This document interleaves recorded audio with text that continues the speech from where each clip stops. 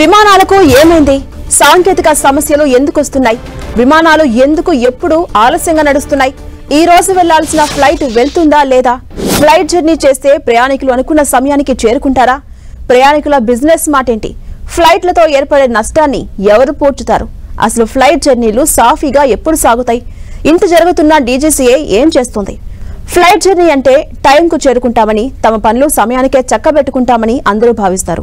ఇతర దేశాలకు వెళ్లే టూరిస్టులు, బిజినెస్ మ్యాన్స్ అయితే టైంకు వెళ్లి తమ పని చూసుకుని మళ్లీ టైంకు తిరిగి రావచ్చని భావిస్తారు. కాస్ట్ ఎక్కువైనా సరే ఫ్లైట్ జర్నీ చేస్తుంటారు. టైంకు చేరాల్సిన ఫ్లైట్లు ఇప్పుడు ఆలస్యంగా నడుస్తున్నాయి. సాంకేతిక సమస్యలు, సిబ్బంది కొరత వీటిని వేధిస్తున్నాయి. వాతావరణ పరిస్థితులు, ప్రతికూలతలు కూడా వీటికి తోడవుతున్నాయి. దీంతో విమాన సేవల్లో తీవ్ర అంతరాయం కొనసాగుతోంది. ప్రతిరోజు దేశంలో ఎక్కడో ఓ చోట ఫ్లైట్లు ఆలస్యంగా కొనసాగుతున్నాయి. ఇక ఇండిగోకు చెందిన ప్రతి 3 విమానాల్లో 2 విమానాలు ఆలస్యంగా నడుస్తున్నాయి. గత 2 రోజుల్లోనే ఈ సంస్థకు చెందిన దాదాపు 300కు పైగా విమానాలు రద్దయ్యాయి.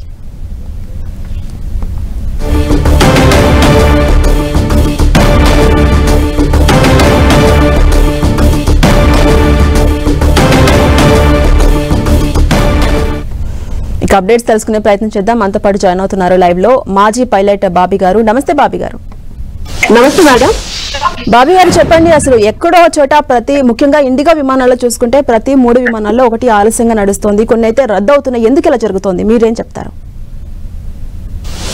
సో మెనీ ఫ్యాక్టర్స్ ఎందుకు రద్దు అవుతుంది. ఇప్పుడు ఈ వింటర్ సీజన్ కాబట్టి జనరల్లీ ఫాగ్ ఉంటుంది కాబట్టి టేక్ ఆఫ్ ల్యాండింగ్ కి కొంచెం డిలే చేస్తారు. That will be one of the reason.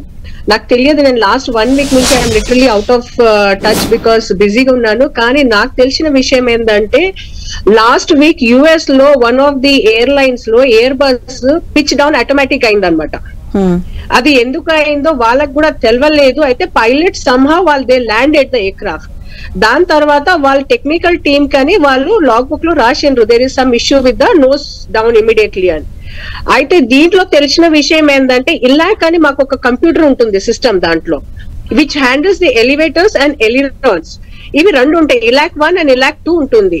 So నాకు తెలిసిన ఇన్ఫర్మేషన్ అంటే due to the radiation this computer got hijacked and it just got corrupted అనమాట. So there is a system. ఇప్పుడు Airbus అనేది totally computers తోనే నడుస్తుంది. And this got corrupted కాబట్టి France లో ఇన్ఫర్మేషన్ వెళ్ళి, because Airbus company major company France లో ఉంటుంది, మెయిన్ బాడీ ఆర్గనైజేషన్. వాళ్ళు ఏమన్నారంటే letters kind of look into it and I believe there is some glitch in to the computers which has happened which they wanted to rectify it.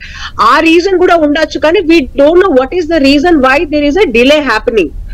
కానీ ఒకవేళ ఈ ELAC computer లో corrupt అయిందంటే it is little difficult. ఎందుకంటే ELAC gives us the pilot the primary data.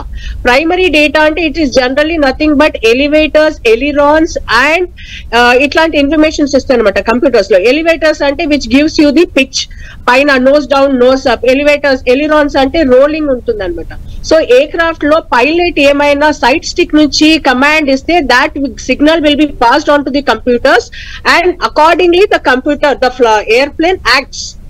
So దీంట్లో సమైన issue ఉన్నదని విన్నాను మేడం, కానీ ఇది ఎంత వరకు నిజమో నాకు తెలియదు. So this might be one of the reason or it might be the winter season where there is a fog where you can't take off, or the third reason might be some technical issue. So I have no clue about what is the delay reason in it. And Bobby గారు, technical issue అనేది major గా మనకి వినిపిస్తోంది. అసలు ఈ technical issue ఇంతకు ముందు లేనిది ఇప్పుడు మాత్రమే ఎందుకు వినిపిస్తోంది? లోపం ఎక్కడ ఉందంటారు, మీరేం చెప్తారు? టెక్నికల్ ఇష్యూ అంటే madam there are 2 things.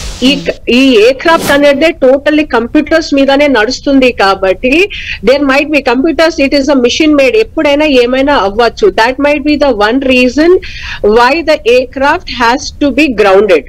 And second thing maintenance బాగా లేకపోవడం. సో ఈ 2 రీజన్ వల్లనే మనకి టెక్నికల్ ఇష్యూస్ వస్తాయి. కానీ నాకు తెలిసిన విషయం ఏంటంటే there is some issue with the ELAC computer అని. సో ఈ ఇలాక్ కంప్యూటర్ లో 2 ఉంటాయి అనమాట, ఇలాక్ 1, ఇలాక్ 2 అని, which handles 1 handles the ailerons and 2 handles the elevators. So ఈ రెండిట్లో మనకి టేక్ ఆఫ్ చేయలేము ఈ issues, because this is a primary data which gives angle of attack, over speeding, stalling, ఇవన్నీ ఇన్ఫర్మేషన్స్ ఈ కంప్యూటర్ ఇస్తుంది. కాబట్టి I believe this is a issue why the airlines have been delaying or take off or ఏమైనా కానీ grounding the aircraft అవుతుంది. అదేం వచ్చు sir madam. And Bobby గారు, ఇటు విమానాలు కూడా ఆలస్యంగా నడుస్తున్నాయి. దానికి రీజన్స్ వెదర్ అప్డేట్స్ వల్ల కావచ్చు అని మీరు ఇంతకుముందు చెప్పారు. వెదర్ మంచిగా ఉన్న టైంలో కూడా విమానాలు ఆలస్యంగా నడుస్తున్నాయి, కొన్ని రద్దవుతున్నాయి అనే మాటలు ఎక్కువగా వినిపిస్తున్నాయి, ఎక్కువగా ఫిర్యాదులు వస్తున్నాయి. దీనికి ఏం చెప్తారు? మేడం, విమానాలు లేట్ గా నడుస్తుందంటే మనం ఇక్కడ మనకి వెదర్ బాగానే ఉండవచ్చు, కానీ మనం ఎక్కడ ల్యాండింగ్ డెస్టినేషన్ లో వెదర్ పాడున్నా లేకున్నా కూడా ఇన్ బిట్వీన్ ఏమైనా ఉంటే there will be a delay. Second thing, if there is a big fog and CAT 1 CAT 2 అని ట్రైనింగ్ ఉంటుంది పైలట్స్ కి, ఆ పైలట్ ట్రైన్ గా ఉండాలి ఒకవేళ ఆటోమేటిక్ గా మీరు ల్యాండ్ చేయడానికి. ఆ పైలట్స్ అవైలబిలిటీ లేకుండా కూడా విమానం లేట్ గా నడుస్తుంది. సెకండ్ థింగ్, ఇవి రద్దు ఎందుకు అవుతుందంటే నేను ఇంతకు ముందు చెప్పింది, last week there is a issue which has happened in one of the US based airline లో. Airbus aircraft nose automatically pitch down అయింది. వాళ్ళు ఏమన్నారంటే some issue with the ELAC computer అని అన్నారు. They have to rectify only from the France, కాబట్టి might be the reason also. And flight journey కూడా ఎక్కువగా time ని save చేసుకోవాలి, ముఖ్యంగా బిజినెస్ మ్యాన్లు ఇట్లా యూజ్ చేస్తూ ఉంటారు కదా, మరి వాళ్ళు అనుకున్న టైంకి వెళ్ళగలరా ఆ ప్లేస్ కి, లేదా ఆ మీటింగ్ కి వాళ్ళు అటెండ్ అవ్వగలరా అనే డౌట్ ఇప్పుడైతే వ్యక్తమవుతోంది. మరి దీన్ని ఎలా చూడాలి? మేడం, ఇప్పుడు ఒకటి అంటాను, nothing is more important than life. And every airline, every operator మీకు వాళ్ళ లైఫ్ తో పాటు ప్రజల లైఫ్ అంటే passenger life is more important, more critical. కాబట్టి అంటే మన సిచ్యువేషన్ మన చేతిలో లేనప్పుడే అది డిలే అయినా చేస్తారు, లేకుంటే క్యాన్సిల్ అయినా చేస్తారు. So what I'm suggesting is cancel అయినా ఓకే, కానీ మధ్యలో ఎక్కడనో టెక్నికల్ ఇష్యూ అయిపోయి మనం ఎక్కడనో ఆల్టర్నేట్ డెస్టినేషన్ లో ల్యాండ్ అవ్వాలి, లేకుంటే సమ్ అన్నోన్ ఇన్సిడెంట్ అవ్వకైనా better we stay in the house, we be safe. And let us understand what the operators are facing the problem and let them rectify it. And Bobby గారు, ఇటు flight జర్నీలు సాఫీగా సాగుతాయా అన్న question ఒకటైతే DGCA ఏం చేస్తుంది, ఎందుకు respond అవ్వట్లేదు అని చెప్పి చాలా మంది అంటున్నారు. మీరేం చెప్తారు?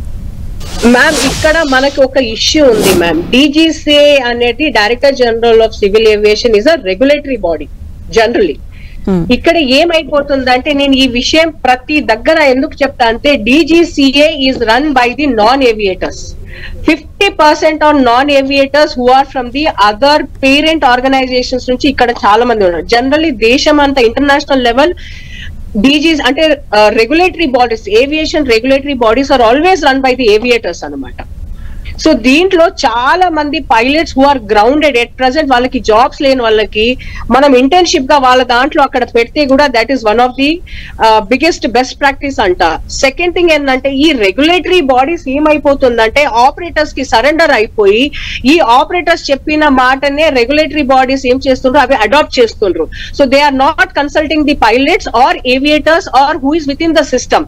Generally the management is taking a call, kabatti there is lot of mismanagement which is happening in the DGCA. And DGCA kuda as per ICAO standards they are not maintaining the checks, safety orders in the aviation segment ani anukuntunnanu nenu. And Bobby గారు, ఇలాంటి situations లో airlines ముఖ్యంగా ఎలాంటి పాత్ర పోషిస్తాయి, వాళ్ళు ఎలాంటి step తీసుకుంటారు, అండ్ ప్రయాణికులకు మీరు ఇచ్చే సూచనలు ఏంటి? మేడం, నేను ఒకటే అంట, ఏందంటే as per ICAO standards, standard operating procedures ఈ ఒకవేళ మన DGCA ఫాలో అయితే, it is a regulatory body కాబట్టి it has to put the barricades for the unhealthy practices with the operating bodies. Operating అంటే ఎయిర్లైన్స్ వాళ్ళు జనరల్లీ వాళ్ళు ఏంటంటే వాళ్ళకి ఇష్టమైందే వాళ్ళ ప్రకారం ప్రాఫిట్ ఎట్లా ఇంక్రీజ్ అవుతుందో దాన్ని బట్టి వాళ్ళు రూల్స్ అండ్ రెగ్యులేషన్స్ మారుస్తుండ్రు. DGCA is giving them the green signal. So ఇక్కడ DGCA have to put a halt, first thing.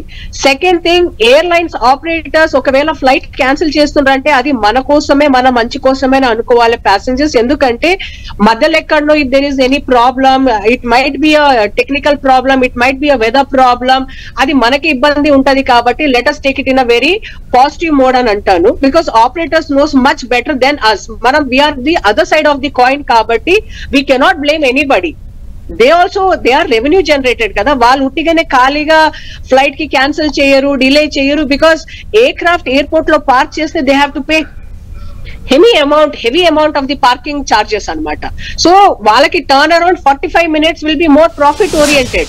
వాళ్ళు క్యాన్సిల్ చేస్తుండ్రు, delay చేస్తుండ్రంటే there is some reason, and I would request all the passengers to please understand and support them.